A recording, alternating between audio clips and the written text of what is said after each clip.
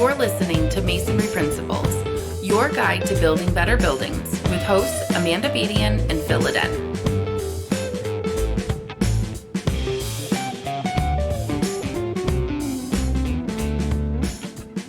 Thanks for listening to Masonry Principles. Today, we're going to get a little different, and it's just an episode with me and Phil discussing the market, the masonry industry as a whole, and our separate organizations, what UMI is doing to promote masonry, and also what MIM is doing to further the market share of masonry, not only for Michigan, but also be a resource on a national level. How's it going, Phil? It's going great. I think where I wanted to start, if it was all right with you, is something I've been really excited about is what you've been doing at the high school level in New York through the VOTEC programs and getting kind of that younger generation excited about masonry. Would you care to, I guess, bring our listeners up to speed on where you're at?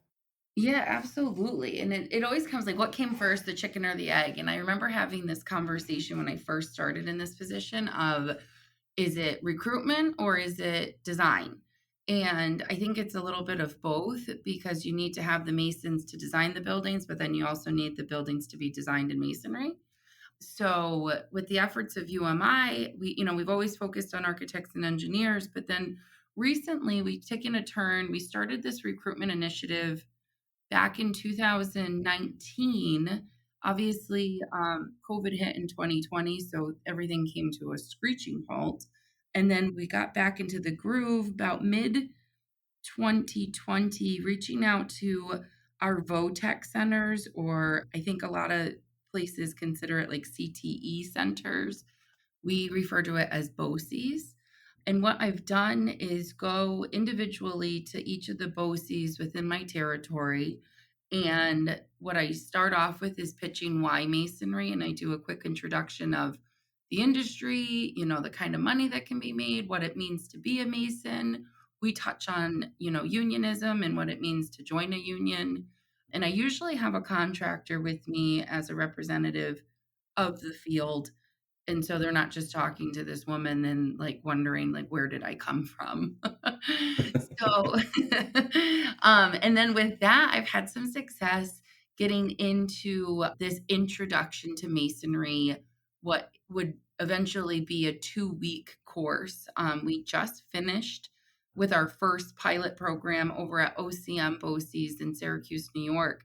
And we did both the juniors and senior class, and it was wildly successful. I think the students learned a lot more than they thought they were going to. The first day, we just did like a quick introduction of masonry, like the history of masonry, the different terms, definitions, all that good stuff. This time around was only 1 week. So the rest of the time there was all hands on. I had brought 2 instructors with me because we had a pretty big class size in the afternoon of like 25 students. And each kid got a trowel. Each kid, we had brick and block donated. The block was donated by Barnes & Cone, which is a producer out of Syracuse. And then the brick was donated from Paragon Masonry Supply, also out of Syracuse. Not to get too far off track, we're a work in progress. And now what we're working on, now that we got our feet wet and we got an idea of how this is going to work, I assumed our class sizes were going to be a little bit smaller, just because usually BOCES classes are relatively smaller. Like our senior class in the morning was only 8 kids, so manageable. Every kid got like some one-on-one training, really got to talk to the instructors. But when you get into these bigger class sizes, it just becomes super chaotic. So we actually ended up having one of the contractors come on the last day and just help us navigate through that. I'm really excited. So we've got the one school committed, and then we've got 4 other schools committed to this introduction to masonry. We'll be doing that in the 21-22 school year. And then I have 10 schools pending getting our foot in the door. So again, a work in progress. We're really excited. It needs to be done for our industry. They didn't even have a clue what the trade entailed. And I think a lot of them think masonry, a lot of them think hardscapes is what I picked up on. And then they became more familiar with their surroundings as the days went on, because we could reference the building that we were in, because this school was made out of CMUs. It was really great to see, and we've got all of our pictures posted on our Facebook, Upstate Masonry Institute, and we covered a lot from, like I said, we did the definitions and terms, but then as far as the hands-on, the first 2 days was all brickwork, and then the remainder of the week was block work, and the final day, they built leads, so they had a CMU backup, and then they had brick veneer. They all did such a great job. Some of them, like, at the end of the week, I'm like, "So what do you think?" And some of them were like, "This isn't for me." 'Cause it was like, I don't know, I think one day it was like 90 degrees, we're working outside, the sun's beating down, it was like the realist construction in the summer sort of scenario, and then there were some guys that, like, they kinda had a not a bad attitude towards it, they just weren't interested in it on day 1, but by the end of the week, like, they were in it, they were so comfortable with their trowel, they were using the joiners, they really just turned it around, and it was a really cool experience, so I'm excited to see where we can take this program because I don't think there's anything else like it going on in New York. Yeah, and I mean, one of the common things we've heard from people is, I mean, when we did our checkoff episode, the complaint we always get is, right, there's nobody to lay the brick, nobody to lay the block. Do you know, I guess, if there's other trades, like the carpentry trades that do this at that level? So it's funny you say that because the instructor we had at the BOCES, he's like, we should get more of the union groups involved and just get their representation and come and do a hands-on training. So at this time, no, the carpenters not in that area are going into the classrooms. So I'm kind of excited to be the renegade of starting this movement. Yeah, let's keep it that way. Let's keep it just, mason contractors. Well, that's kind that's what I was kinda like, I was almost apprehensive. I'm like, "Do I wanna post all these pictures on Facebook?" Because once it's out there, you can never take it back, and then I'm gonna start giving everybody else the idea, all the other trades, the the ideas. So, my little trade secret, but no, I think it's good. These kids, they need the exposure, and that's what it comes down to, and I'm such a proponent, and if people know me, they know that I push opportunity. I'm not just preaching, get into masonry, get into construction, but just know your options and then make the decision. These kids have so much pressure to make these huge choices at such a young age, and you and I have talked about it, like, not everyone's path is linear, and I feel like some of these kids just feel like they have to pick something, and that's what they're gonna be when they grow up. But, like, I was telling one of the students, he's like, "I don't really know if this is for me. It's this is a lot." And I'm like, "It's a lot. It's repetitive work, but, like, you can go around your community and see all the work that's done." Like, these are institutions in a lot of communities, you know? Oh, absolutely, and I mean, with anything, there's growth. Exactly, and like I said to this kid, I'm like, "Aren't you just kinda relieved that you were trying this at 16, 17 years old and not 34? Like, I think I wanna learn a new trade," you know? Not to say that you can't, but it's easier to try it when you're younger, and then you can do process of elimination, and so then you kinda get on that whatever path, whatever you want your story to be, whatever you want your goals to be, like, you can kinda just narrow it down a little quicker. And a lot of these kids, like, they just didn't have a clue of the kind of money you can make, you know? They don't really talk about that in the classrooms. They're teaching, you know, I'm not sure it's for every construction trades classroom across the BOCES, but they build a house. Obviously, it's a wood structure house. It's like a modular, and it goes out to auction at the end of the senior year. They just have to be influenced, and we have to show these students there's a lot to choose from, and it's get your hands dirty now and you'll figure it out later, you know? You might actually like it. Yeah, and I mean, I'm on the cusp of the millennial, generation. I think by the years I am a millennial, and in high school, everyone got beaten in their heads from their counselor. You need to go to college or you're some sort of failure. And I think, I mean, that message is just so harmful not just to the trades, but just to our society, as a whole. And I mean, I work a lot with the universities. I mean, I teach at Toledo. I'm involved in a couple universities here in Michigan. And at the risk of offending a lot of people, I mean, I really think 50% or greater of people in colleges don't really belong in colleges. And I think a lot of it is, they're just not aware of these opportunities that are out there. And so I think it's great to get in at that high school level and educate them about some of these opportunities that are out there. And it was kind of tongue in cheek about carpenters, but I mean, that's not a bad trade either. But there's a lot of opportunities out there. And obviously, I think we're biased. We think masonry is the best because it is. And I mean, it does provide a really great job opportunity for people, but there's so many other opportunities out there that don't require college. And I mean, kind of that 80s, 90s, early 2000s mindset of you need to go to college. I think it's really shown that it's not a good mindset to have. Go back to that linear, like, not everyone is gonna go to college, get a degree, get a job in that field, stay in that field, and I think you need to just not you, but you talking to these students, it's okay to not have it figured out and just to know you have different options available. Yeah, absolutely. And I mean, we focused a lot through MIM on kind of the university level, but I think something that I want to take from what a UMI is doing is to get more in front of that high school level and the younger students, because I think that's where we really get a lot of people excited about the trades. And I mean, that's where we can really make a big impact. I mean, sure, it's important to educate architects and engineers, especially because, I mean, based on some of the drawings I've seen recently, there's a real lack there. But who's going to build it? That's even more important ultimately in most cases than who's going to design it. So it's something I want to personally take from all that good work you're doing out in UMI and really implement here in Michigan as well.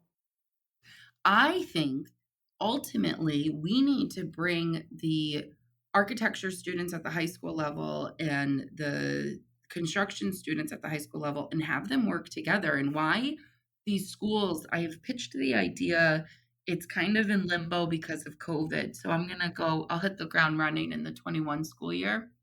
But taking the product like Masonry IQ, introducing it to your architecture students at a high school level. Now, I know a lot of schools don't offer architecture. I just happen to have it in my school district.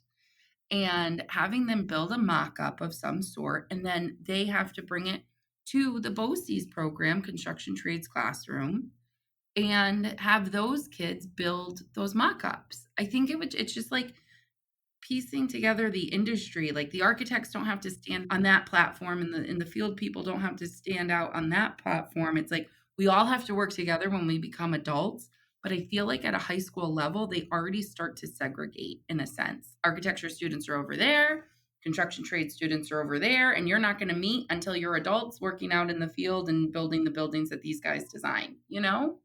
Oh yeah, I mean, usually the architecture students, I mean, even in high school, they're wearing like a bow tie and button-up shirt. So I mean, you can pick them out pretty easily. But I think Yeah. that's a great idea. I mean, you could very easily incorporate all this, and I think a lot of times people are specifying things that they don't even know what they are. I mean, I can think of a lot of examples, whether they're rebar positioners, different flashing systems, and they've never actually seen them, in the real world. They're just picking something because Master Spec gives them an option to pick it, right? And so, I mean, I think if we could train people that, yeah, here's what it means if you do specify that rebar positioner. Here's what the guy in the field has to do. Here's where it goes. Here's how it affects them. And it just kind of holistically elevates the industry, right? Right, we're all coming together, there's a camaraderie, there's an understanding because there's that stigma, like, there's the field people and then there's the office people, and it's like, we're not gonna change the world overnight, but if we could start making small changes and doing introductions at an early age, I think the level of respect for both the field and the office will come together, and it would create just something great. Yeah, and even knowledge of masonry assemblies. I mean, we taught a Masonry 101 course through MIM a few weeks ago.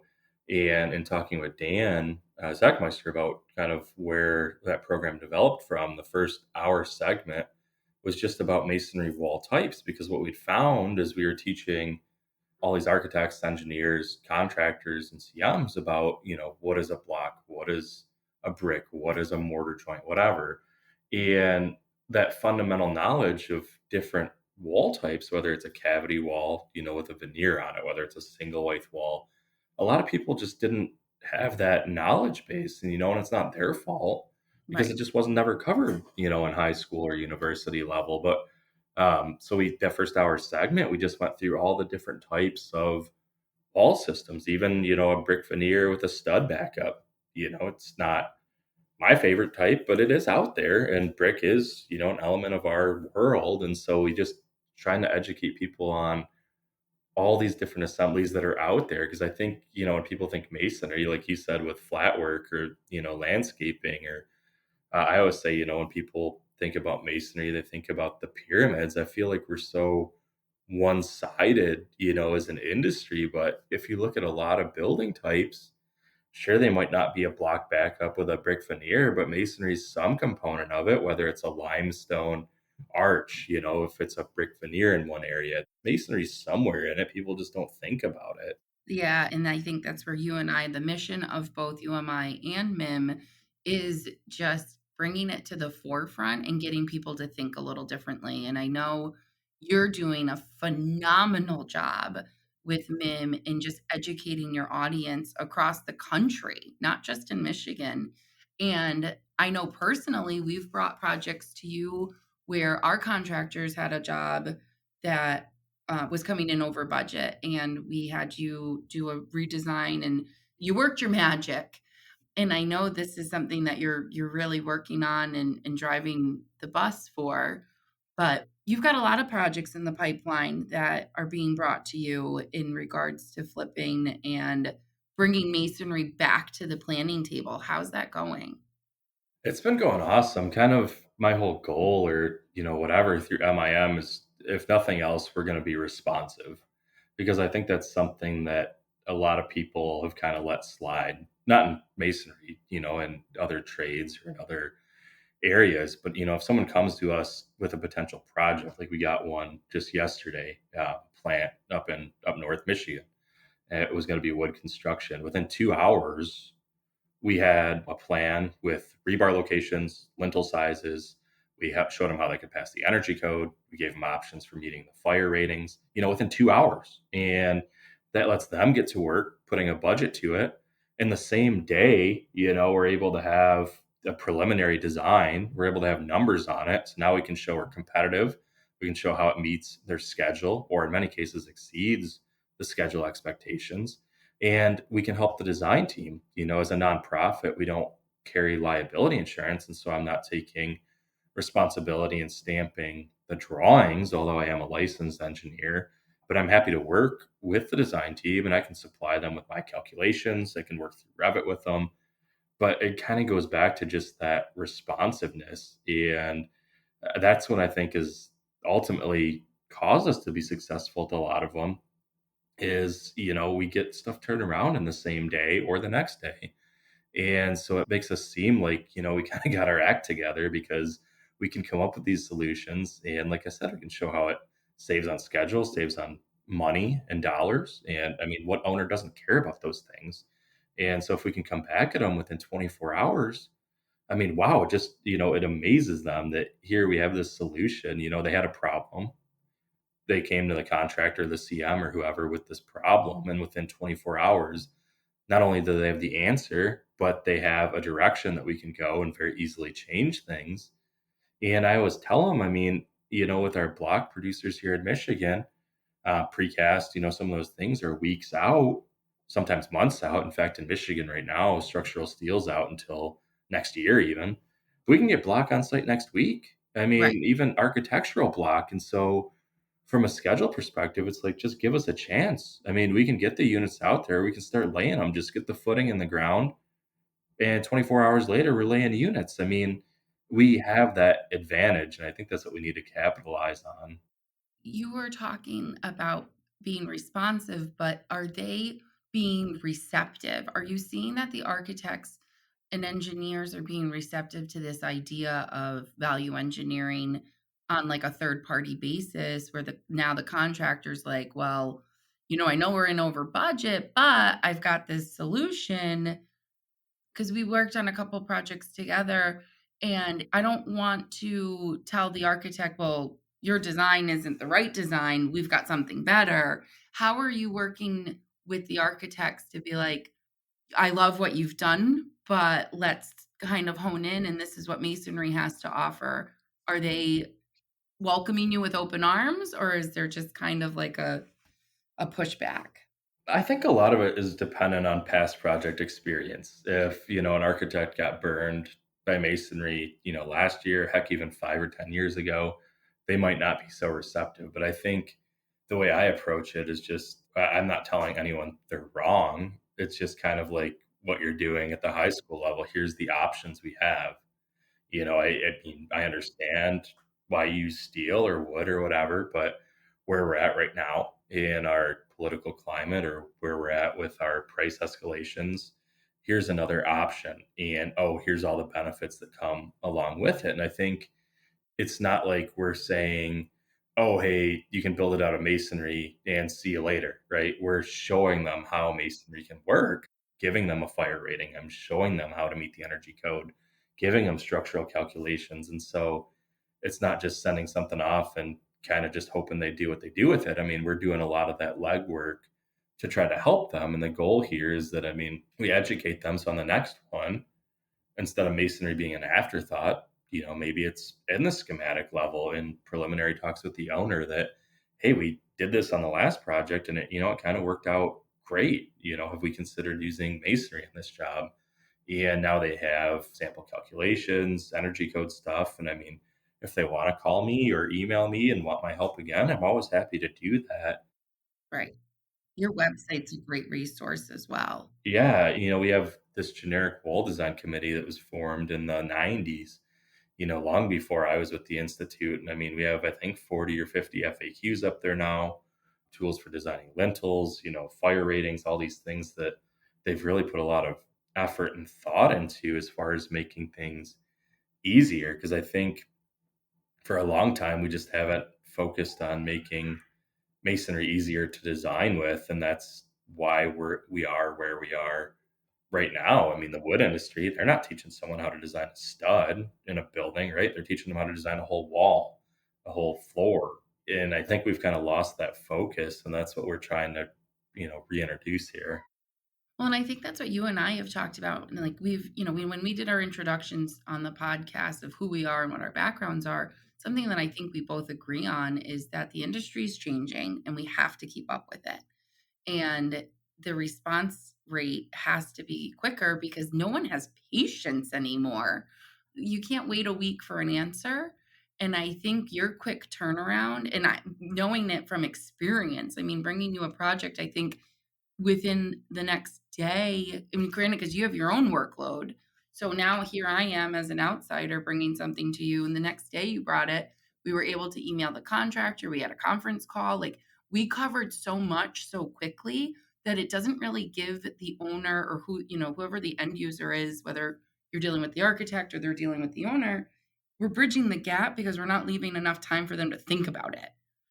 Yeah, absolutely. And I mean, you show them the cost savings, and I mean, that's front of mind for any owner, because it should be. I mean, they're the ones paying the dollars for it. And so, I mean, you show them a savings and schedule savings. And I mean, for some owners, like a box store or something. I mean, every day that they're not open because they're waiting on some other material could potentially be millions of dollars of revenue, depending on their size. And so, I mean, if we can get a project open a month early, hell, even 2 days early, look at all the savings that come along with that. It's crazy, and I love what you're doing. I know I lean on you on the technical side, and we're over here doing the recruiting side, and then we also, we do focus on the architects and engineers. It's just, you're a lot more established than we are here at UMI, but I think we're working towards the greater goal of just the advocate, educate, and promote both in design and career. Absolutely. And I think both of us have a varied experience we bring to the table that really complements each other and makes us a good team. And I mean, even this podcast, I think as an industry, the masonry industry still hasn't accepted that millennials are the biggest demographic in the workforce today. And we need to promote and we need to advertise and we need to start talking to these younger people because I mean they're going to be the decision makers. Some of them already are. I was gonna say they're becoming the principals. I mean, look at how many people I've been in this role for 5 years. Oh my gosh, 5 years. How many people have retired in the last 5 years is crazy, or they're planning their retirement, and then COVID hit, and we can't forget how catastrophic that was last year and the repercussions we're going to have of it for years to follow. A lot of people were in those positions, principal positions, and they're like, it's I got to jump. Like it's time to retire, you know? And so you have these younger people. Millennials are what? You're in your early 30s. I'm early 30s going into my mid. I think we're on the cusp. We are. Yeah, so, and we're in the roles that we're in, and people are climbing the ladders every day. So we've got to curate and work with what we know. And I think what helps us in an advantage that we have is our age and is our perspective and our backgrounds, like everything you just said. And it's going to help us shift because it's the change in generations and we're living through it. It's kind of weird. You came on and it was, I don't want to say a different guard, but you're watching people are starting to retire and they're retiring and you're growing. So I don't know, it's just a really interesting place to be.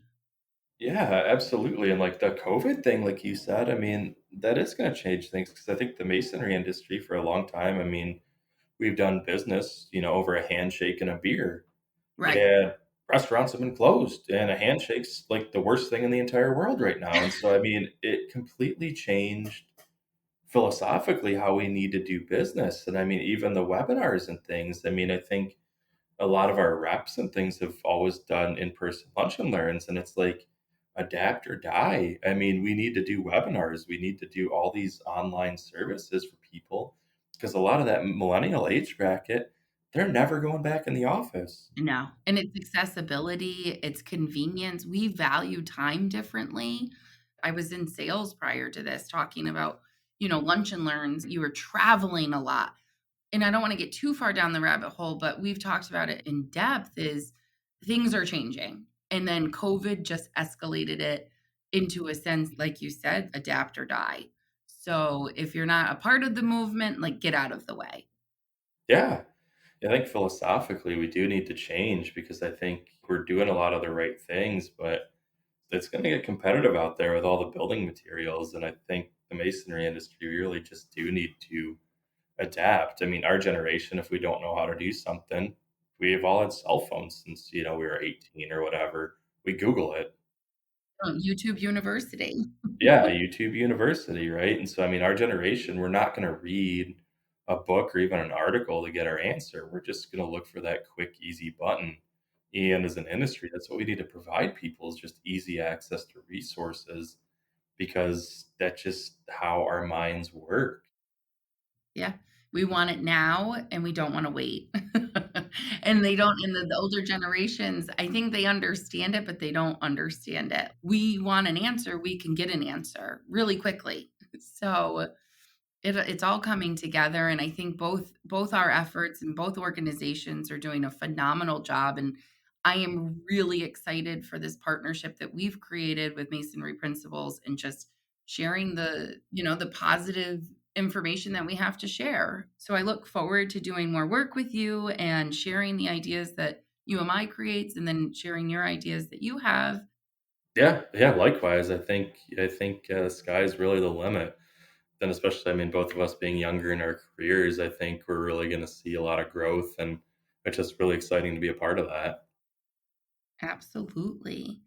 Well, I think we're going to sign off for today. This was a great episode, and we're going to do more of these candid conversations. I think we said every 10 episodes.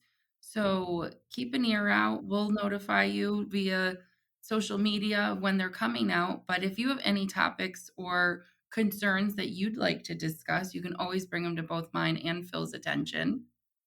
Yeah. Thanks to everyone for listening. I mean, it's exciting. We've got, these episodes under our belt, and I think every 10 episodes, like you had mentioned, Amanda, we'll do kind of a candid, Q&A. If anyone has any questions, I think both of us are extremely open people, and you might not get the answer you want, but you will get an answer. And so any comments, questions, anything about the industry, we're happy to discuss on our show. So thank you for listening. Thank you for listening to this episode of Masonry Principles. To continue the conversation, be sure to reach out to us by visiting masonryprinciples.com.